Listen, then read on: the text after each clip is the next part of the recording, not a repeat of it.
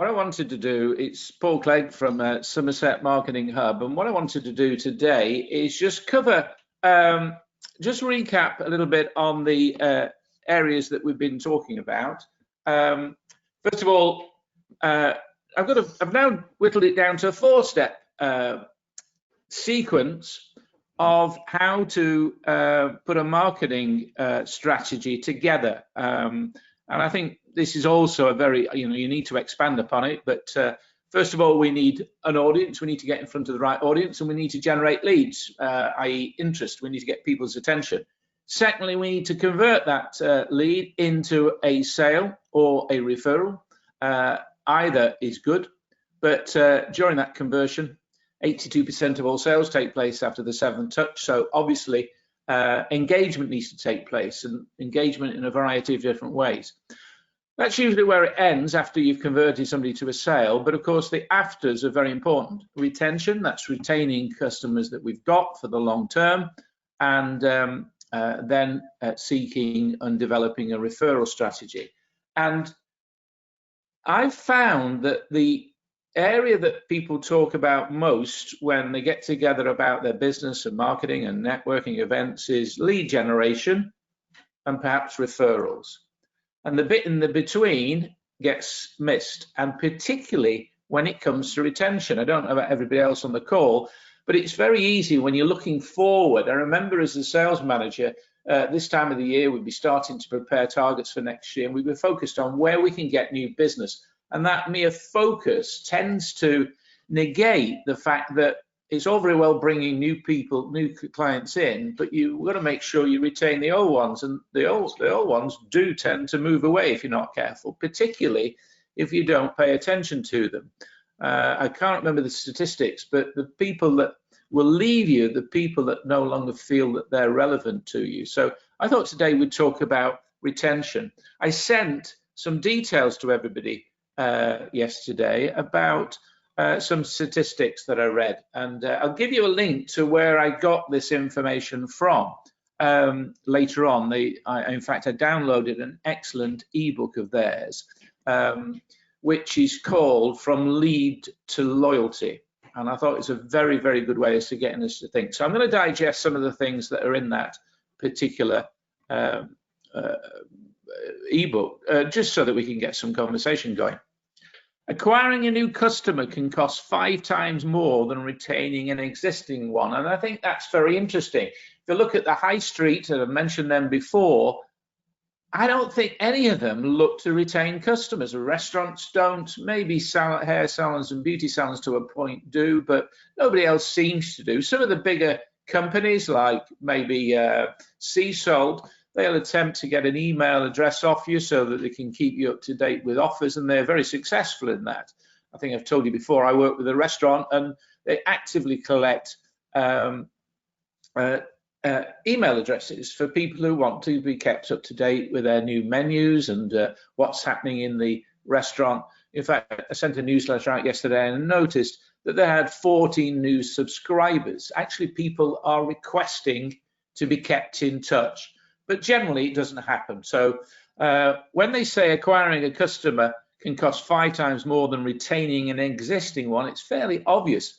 People right now are spending money on lead generation when they're completely ignoring and doing very little with their existing database, their existing contact, even their existing clients who love them to bits because they keep buying from them, but we easily take that for granted.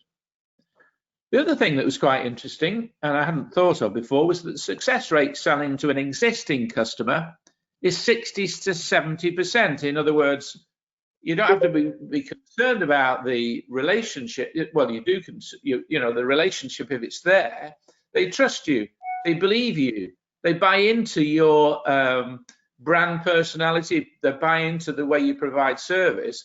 So it stands to sense that if you're selling anything new or anything different, you've got a 60 to 70% of being successful, whereas the success rate of selling to a new customer is maybe 5 to 20%, because there you've got to add in all the factors of trust. Do they know you? Do they know you're competent? That fear of dealing with you. So whether those statistics apply to you or whether you can challenge those statistics, it doesn't matter. It's fairly obvious you're going to have more success with existing customers. The goal is for every new lead should be to nurture them from the first hello to the lasting relationship. And I wanted to talk about how we do that. How do we stay in touch there? I've personally contacted each and every one clients that I lost on a regular basis. You do. So clients you've lost, in other words, you say lost, for various reasons, they're no longer using your services. Yeah. So how do you contact them and what do you say? I just inquire that they're well, their family's well, and because I had good relationships with all of them, I feel able to do that. I just made contact via email and just inquire how things are going, really. So yeah, and it's been successful. You know, as yet nobody's come back on board, but the relationship has been maintained, so that's good, I think. Good. And do you get responses back? Yes, yeah. Anybody else? How about you, Simon? Now you've got a network of spiders and vipers here. We're not allowed. I can't. I'm not allowed to connect with somebody who has been a client. So once they've been a client, that's it. It's not permitted.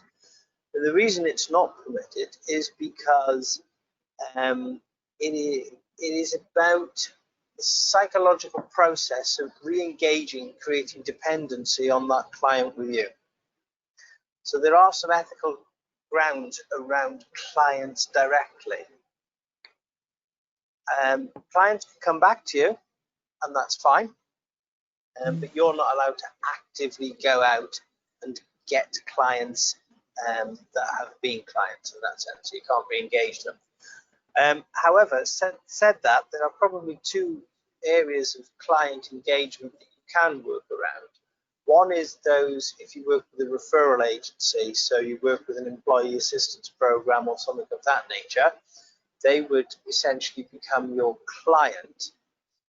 And they are just a collection of potential people who will come and see you, and then they fire it out to half a dozen therapists and counsellors, and the client, the customer, end user, then makes the choice. So there are those that you would end up building a relationship with. A lot of them are remote, based in India or America. They're not UK companies. It's not a very easy relationship to have. And then there are, I'm sure Elaine may well have experienced this, I don't know, but there's that connection with trying to build relationships up with key local referrals. So that might be schools, it might be academies, it might be other educational establishments, and you're almost constantly trying to build new business. There isn't a great deal of retention or recommendation or referral work. It is almost always about generating new business. So you've got hands tied behind your back. Do you find the same thing, Elaine? Yeah, absolutely. I mean, it's slightly easier for me in that because my majority of my clients are under 18, I have all contact is through parents, and they tend to reach out a bit more without being dependent, but reach out if things are needed again. So there's the potential for re-seeing clients for different episodes, and probably a bit more easily than Simon. But again, that's about it. I can't. Parents often don't want to have people know that their child has gone to therapy, so it's unethical to ask for a referral because you are putting them on the spot. Then parents, you can ask to leave reviews, some do, but that's about the extent of it. I wasn't referring to reviews at this stage or referrals. What I was thinking about is if you want to go out and I think the overriding point is if you want to go out and do business, you either go out to a whole load of strangers by investing in advertising and marketing as you're doing. The point that retention covers is that very often we do that and we don't give any thought to the people that we already have a relationship with that have been previous customers. So are you able to stay in touch as Joe has done with people you've previously worked with, you know, maybe with a phone call to see how the child's doing or whatever? In the short term, I do, yes. But long term, I would offer them the opportunity to keep in touch via sort of my email list and things going out and then being able to respond to that. But I can't directly approach. Not really, you know, I can probably check in for about the first 2 or 3 months, you know, how are things, but after that, ethically, I need to leave well alone. Okay, all right. Mark, how about you? There we go, take it off mute. I mean, like you said earlier, customer retention is, as a new business, is not something that I'm very much focused on customer attraction at the moment. Yeah. And I mean, as far as retention goes, I would like to think that the service given will warrant that retention. I'm small enough that everybody gets the personal approach, and in that respect, I think that counts for a lot. Okay, let me move this on for a little bit. I don't know whether we're all about to get a display from Zoeto. Can I just say something? I think the thing is that these things are very related. And so when you invest in advertising, yes, you are looking for new customers, but also you're saying to your old customers, I'm still here, you know? And it's that relationship that you've developed needs to be stimulated. And it's quite difficult sometimes to do that. And clearly with these two guys, it's an impossibility or something that's going to be very tricky. So what I try and do is I try and do it in several different ways. One is on the market. Come and see me for a cup of coffee and have a chat. You know, that's really down to basics. It's very straightforward.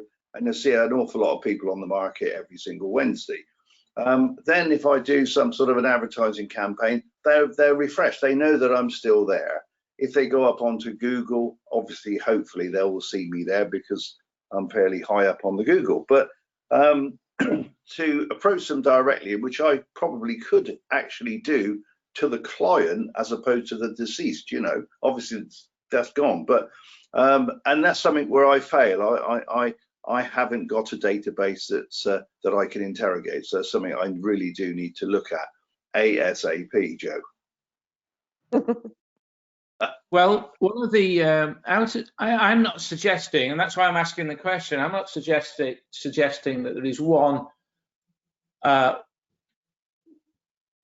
plan fit all at all, and especially as we've got people that are dealing with psychological matters, and which is very much the same relationship that you maybe have with your doctor, etc., or any health professional. Chiropractors could be included in that as well. But what I'm trying to explore is whether there is any ways is in the basic principles. So let's start with the way when we first meet people. You meet people on the marketplace. We meet people in various means. For instance, if Elaine is doing any marketing, you were trying to start a connection. How do you do that? You know, do you just advertise and hope the phone rings? Is there anything else that you do? Pretty much that. I mean, I'm making connections with schools and other referrers, but you can't tell somebody that they need therapy. They've got to come to it from themselves.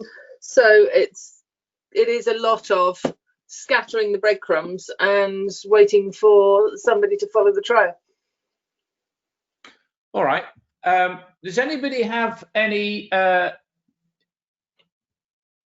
anybody that's doing any marketing or advertising? Does anybody have any anything that you could relate to, say, a lead capture? In other words, you can provide some information that could be of great value to the person that's interested in your subject. So it wouldn't be on your website.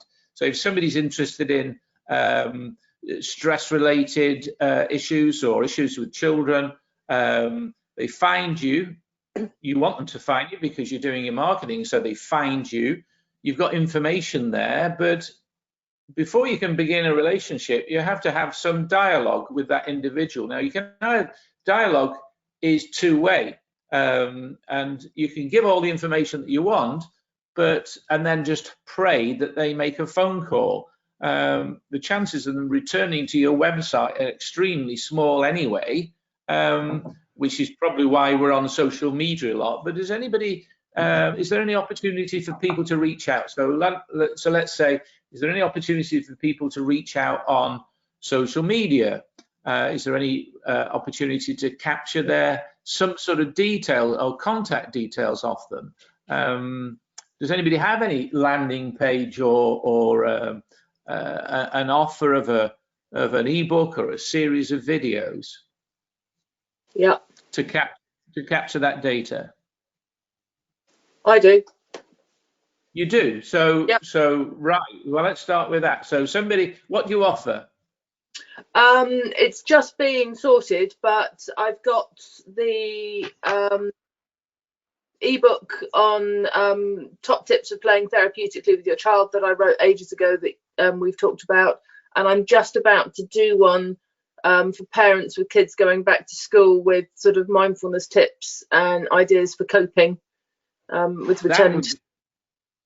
I would imagine that would be particularly valuable, very valuable indeed. You've got people that don't know they've got an issue, and they might never have a real issue. They may very well be able to cope with that, given your, the tips that you give. But what you're then giving is you've got two things. Do you ask for their email address? Yeah. In other words, so you can send them that. Yeah. And then what do you do with that? They go into my CRM system and they will go through a series of emails. So I've got an email, I've forgotten the name for it, but where you get the autoresponder going. I've got a customer set up within the CRM. Yeah. Anybody else got that? That's excellent. Excellent. There's something that I'm working on at the moment, Paul. I'm just struggling as to what my ebook, how I can add value, what's people going to actually want for ideas, really. Well, if I was talking to you about that, the first thing I would do is to actually look up to see what other PAs, virtual assistants, are offering. Because I did have my offer of 5 free hours, but I felt I needed something pre that. Yeah, I don't think that offer before you've established the value exactly. is the wrong way around, and so you're right on that. But you could, in fact, I could look right now to say, advice from personal assistants. I would have thought it's a lot about around productivity. So you could give, 5 great ways to improve your productivity before you have breakfast, or something. It's great to have something catchy that grabs hold of somebody. And it doesn't have to be a these things have always been done before, haven't they? There's just so much of that stuff out there. I've done them myself before, Sorry? I've done them myself before. Reinvent it and make it your own, Joe. Yeah. Just look the point is, if there's a lot of it out there, it's either a lot of people wasting time or a lot of people finding it's working. And until we do it, I don't know. I think the difference is how well you present it and what's in it. And although you say there's a lot of it out there, that's because you're aware of that subject. You are in that business, but there's somebody that's a little bit confused or a lot confused, that could be valuable. By the way, it doesn't have to be a lengthy ebook. I mean, I've got one that's about 34 pages. I think it's pretty succinct, and people that have downloaded it have actually said how no nonsense it is and very clearly laid out. Now, even now I'm thinking, how can I update it? But I don't need to do that. I could put a one-page sheet on, you know, in fact, I did some time back. And the point is this, I did it, somebody else had just mentioned it. I did, I hate speed networking, but I produced 10 tips if you've been asked to attend this, 10 great tips to attend a speed networking event. 10 things you need to do before you go to a networking meeting. You know, and it doesn't need to be 10, it can be 7 or whatever, it doesn't matter. The point is I've got that material, and there's no reason why I can't go and grab that material and represent it in a different form. In fact, the ebook that I offer, I actually have just changed the cover recently to see if the title will have more appeal. So the point is, whatever you do, you've got to make it interesting, different, etc. And it doesn't have to be an ebook. It could be a couple of videos that you can offer.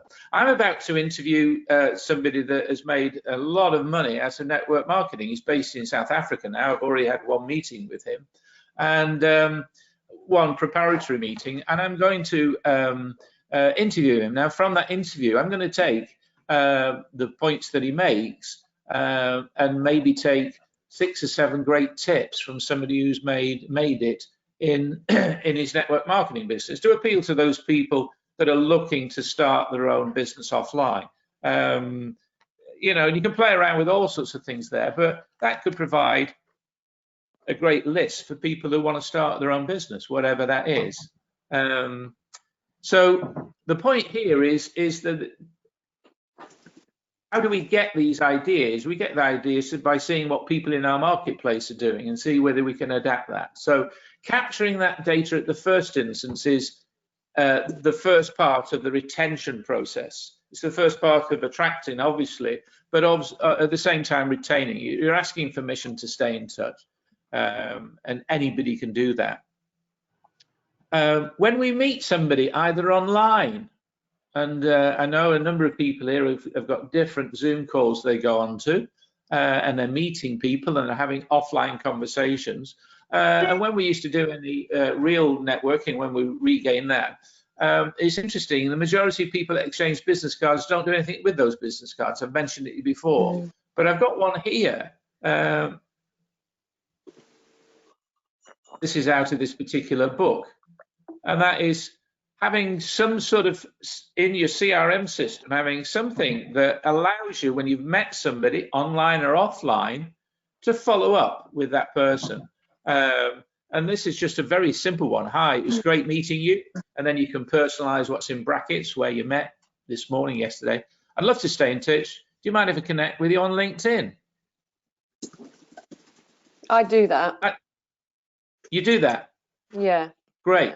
After all the networking meetings. Well, in the same vein that I used to get the business cards when we did face-to-face, and I would connect, and just a very short note to say it'd be good to connect. And yeah, but then I guess after that, you don't really do an awful lot with it. I go through stages where I bulk add them to my CRM then, but that really should all be done at the same stage, shouldn't it, really? It should, and I think that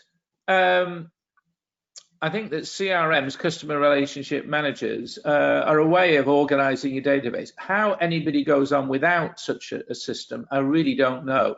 Even if they just bring the information in and don't do anything with it, at least you know who they are. You're not looking through scraps of notes and trying to find business cards, and at least you know where everybody is. And I think the other point is that what I do with when I bring people into my database, I look to segment them. I look to tag them. So you can put in the notes where you've met them and the date you've met them, but it would be quite interesting to decide how you're going to segment them, how you're going to group those people. Have they come in because they've got an interest? If you've had a conversation and they've found that they're interested in yoga, for instance, you could put, as a hobby, yoga. It could be I that did used to I used to tag people depending on which networking meeting I met them. I definitely do that, most definitely. Yeah. I'm going to share here a few systems that I've been playing with. My main one is HubSpot. HubSpot. And I do recommend HubSpot. I think HubSpot's a great one. Now, you can spend a lot of money on HubSpot, and for years, I thought I really don't want to spend a lot of extra money on that because I was already subscribing to Infusionsoft. But HubSpot have a very good free version, and you can use that for as long as, for as many contacts as you want. Here you'll see, if I click here, I've got all contacts that I've put in recently. I've got a duplication there, for instance, and I'll sort that out. In fact, here is B&I Borders visits where they've shown interest. Now, if I go down there, all those people, now I haven't been in contact with those people for quite some time. And I even recorded who they invited them.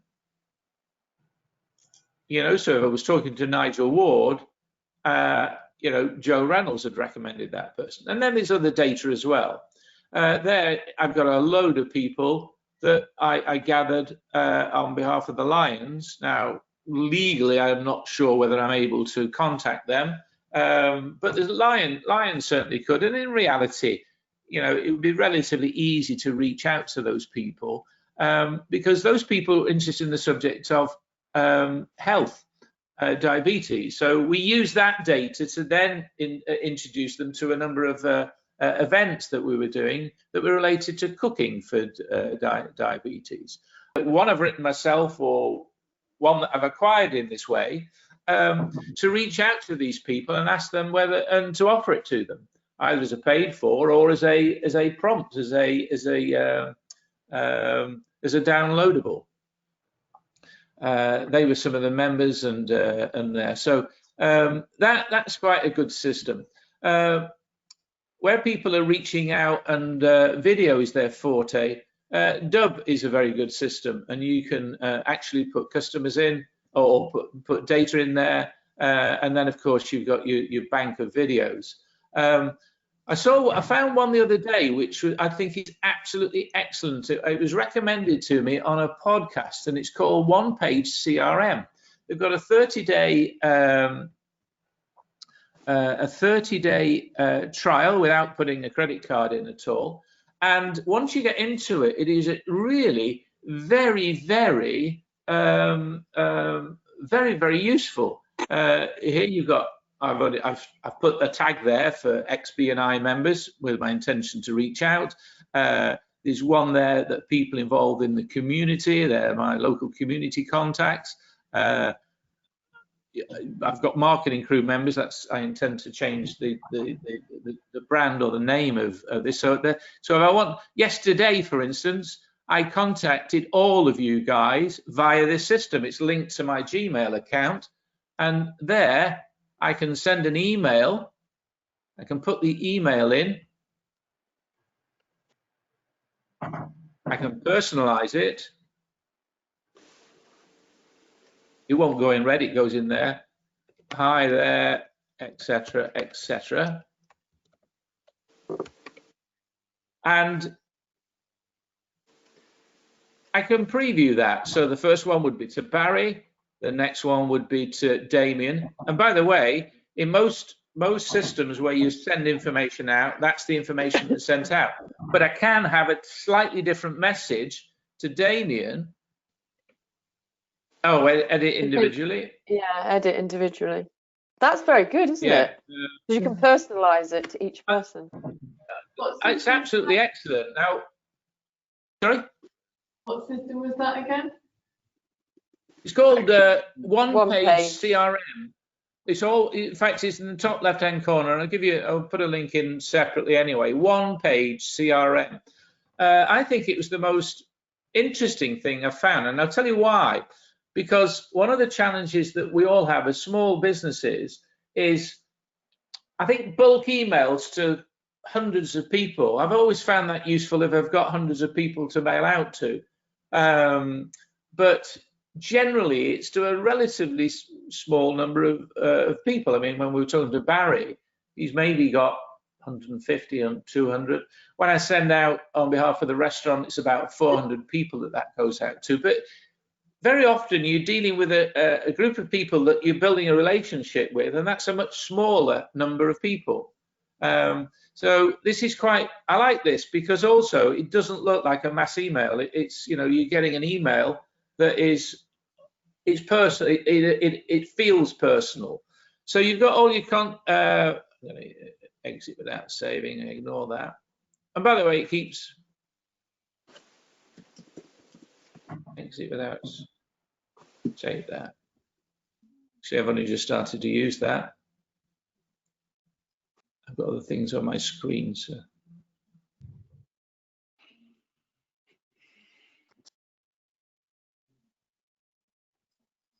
Cancel without sending. You will lose. Yes, right.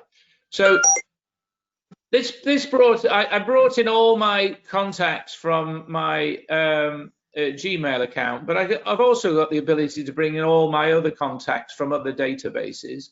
It's got a really good pipeline activity. Just waiting to connect. So, for instance, I've got, I can use, if somebody's, you've started to engage with somebody that you're interested in talking with, that person could be qualified, and percentages have applied to that.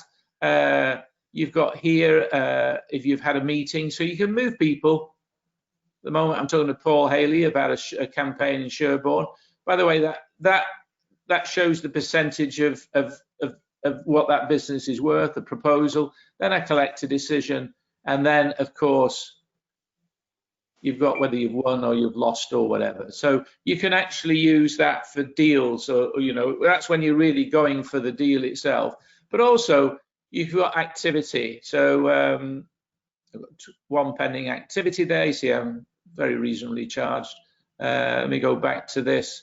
And what is good here, all your contacts can come up and what you're doing, right? But you can decide to focus on who you're engaging with right now. And you can set the focus. So that shows 1 week of, I can show 3 days of. So in other words, what have I got coming up for the next 3 days?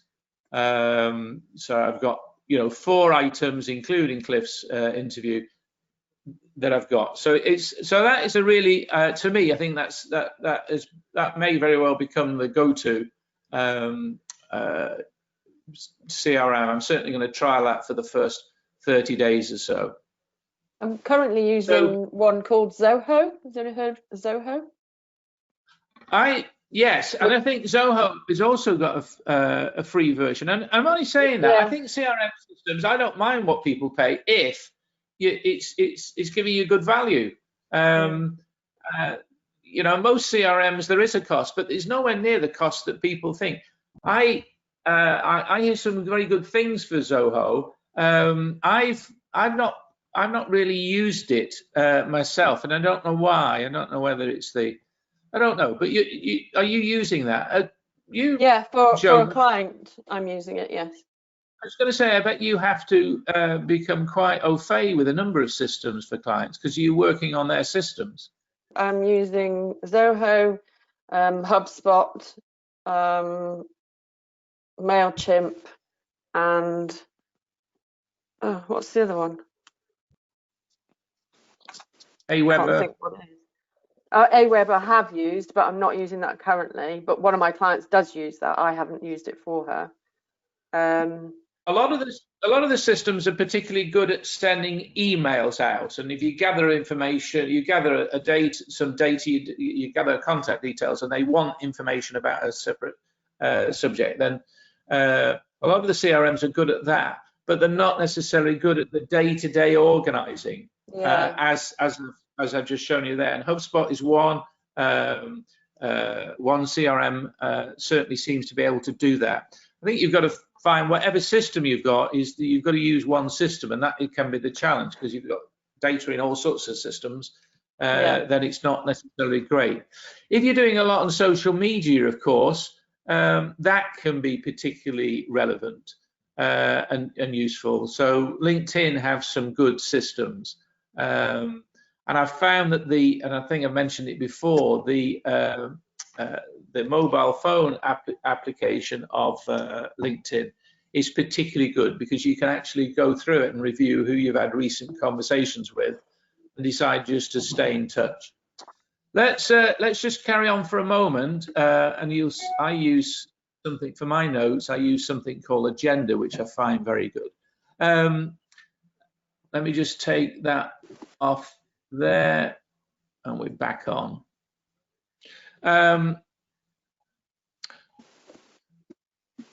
So once we've got that information, you've got customers. The point now is retaining contact, and particularly we were talking about retaining customers, retaining contact with people we know and that we've got a relationship with. Now, by the way, they could be people that are clients, but they also could be people we've got strong connections with from networks, people that maybe want to help us. Has anybody reached out to people on a dormant list? I.e. a list that they've got, but they haven't contacted them for absolutely ages. That's my intention at the moment, and that's why I'm just trying to find my right ebook, because I haven't sent anything out since Christmas, I think. Yeah. I did a bit of a newsletter at Christmas, and my list has grown quite a lot since. So yeah, that's what I'm working on, trying to get this sales funnel put together and finding the right thing to add value. Now, with that list, would you send out? Would you sort of contact them and then just send them the new ebook, or would you contact them first to see whether they would want that? I think as far as the list goes, I'd probably just send it to them, but I would also at the same time put it on social media to get people through that way at the same time. Yeah, I'm really relating to the people you know. My tendency would be, if you're not contacting them since Christmas, and by the way, I think we've all got this. I mean, every one of us have got people, if we think about it, that we haven't been in contact with for various reasons. I certainly have. My tendency would be to actually write to them and confess, and apologize that, with everything that's been going on, I've been very remiss. And I just want to reach out and see that everything's all right with you. Now, some of those people you'll ignore, some of them won't be open, some of them will be out of business, some of them will not even notice it, and that's okay. But I would certainly do that, and maybe ask the question: is there anything would you be happy for us to carry on staying in touch? I haven't prepared anything, but that's the approach I would tend to have, and maybe without doing too much about yourself is this is what I've been doing myself, and I've just recently written in response to the challenges that a lot of businesses have. I've just written something that I'd be delighted to send you. If this is something of interest, please let me know. Or, have a clickable link where they can just put their details in again. And in most cases of databases, when you go and send them back to a page, their details are already in there. But whichever way you do it, I would ask for, I would make the apology, and from that you will get people that are pleased that you've reached out anyway, because the time gap isn't as relevant to them as it might be on your mind. So that's what I tend to do. That's one of the things I intend to do with some of the lists that I've got. Now, you mentioned social media. I find social media slightly easier to stay in touch with previous contacts, etc. And I think that's a case of staying in touch with them and really paying attention to what they're doing. Is anybody using that as a way of retaining contact? No, Yeah. nobody. All right. Yeah, social media I use a lot. So I'm blogging on Facebook, doing all sorts of things like that. And what about the? I mean, when you say you're doing that, I mean, everybody thinks I spend a lot of time on social media, and I don't actually. I'll see something, I'll see a meme, or I'll share that, and it gets shared, and I don't actually have to go on Facebook or LinkedIn. But I do spend, so I do it, but I'm not on it all day, and I do it at set times. They tend to be sometimes first thing in the morning, but more often than not, they're later on in the day, sort of 4 and 5 o'clock. And I'll go down the timeline and see who's doing what. And one of the ways in which you can remain relevant is actually paying compliments, making a comment, encouraging, etc. They're good social media tips. The tendency is to think it's all about you and what you're doing, but actually reaching out to them or really paying attention to what they're doing and encouraging and complimenting.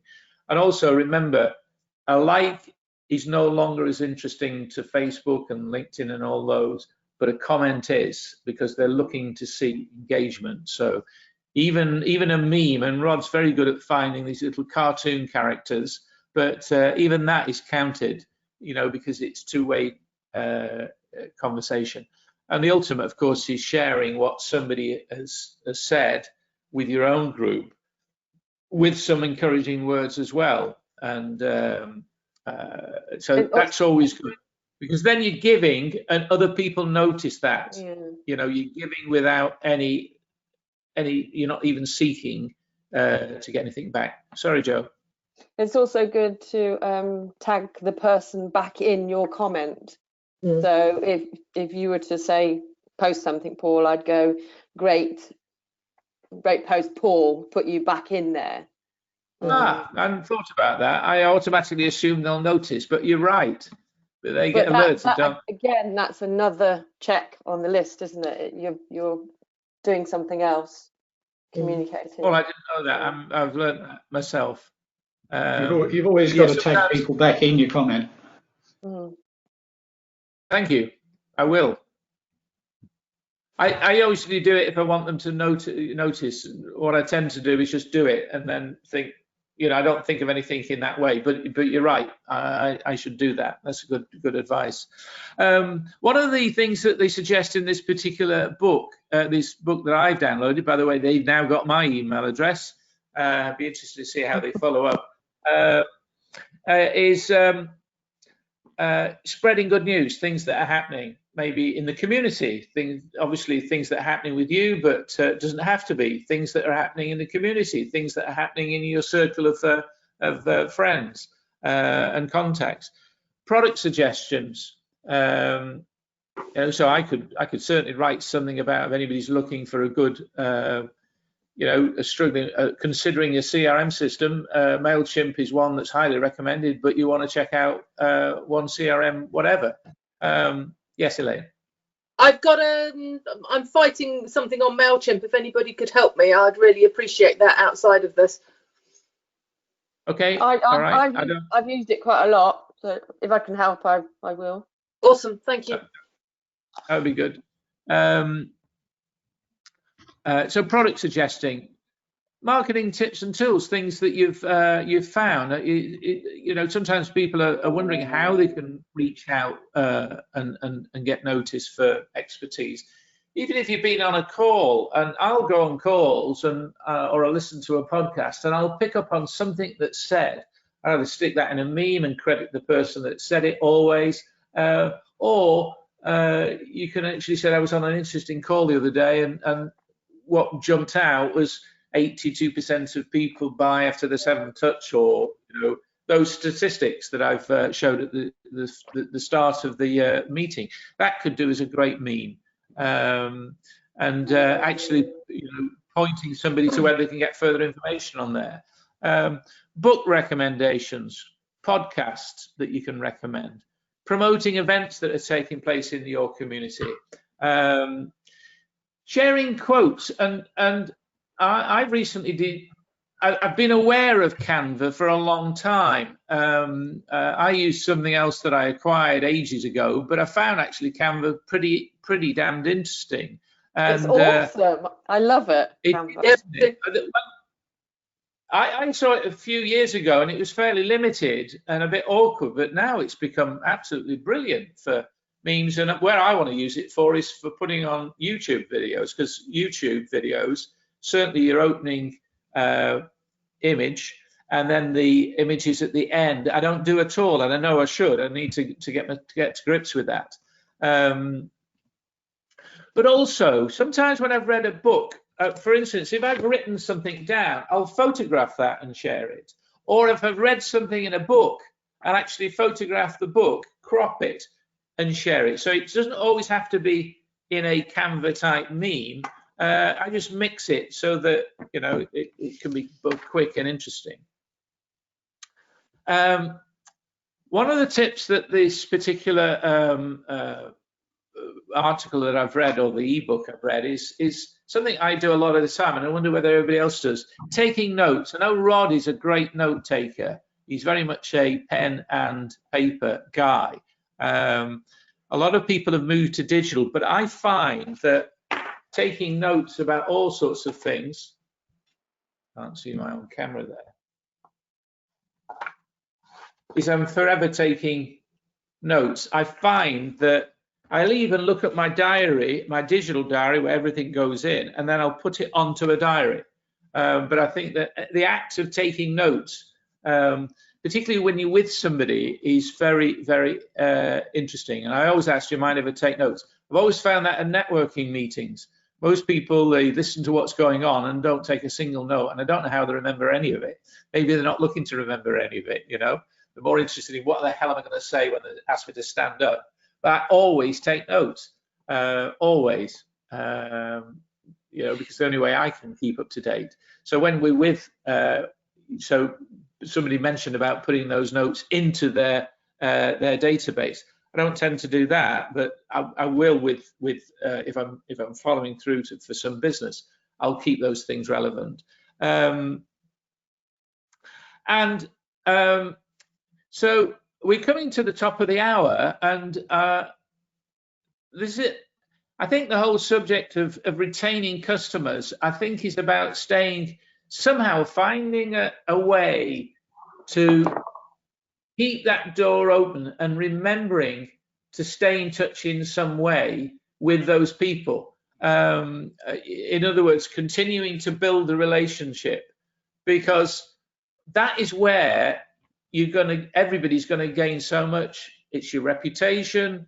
Why wouldn't you want to stay in touch with people? And finding creative ways to do so. I think Rod made a very good point, of course, is that the more visibility that you provide for yourself, whether it be in advertising, whether it be in blogs, whether it be in videos, those self-same people that have been your clients will notice those things. But as Mark and Joe have just said, you also need to call them out. In other words, you need to don't group them in with everybody else. We need to find a way of personally staying in touch. And there's one key way that you can do it, and you can do it on a regular basis. And I think we should all find time to do that. And that's to find a creative way to use the two words, thank you. We don't do it enough. Of course, we appreciate people, but we don't always tell people we appreciate them. And I found yesterday, we entertained two very good friends of ours over here a couple of weeks ago. And Beverly came in and she was delighted. She showed me this thank you card. It's handwritten. It was so damn good just to receive a simple card like that as a thank you for the time that they spent with us, etc. Now, it's no surprise that those people are nearly in their 80s, and I suppose the older generation did value writing back. I mean, how many kids today, you know, you give them a present for their birthday. I was made to write thank you letters. You know, and do I write cards as like that? I guess I don't, but maybe I should. I once had some statistics that you would increase your business by 17% if you took the time just to say thank you when people least expect it. We all know what the value of taking something around to somebody when they don't expect it.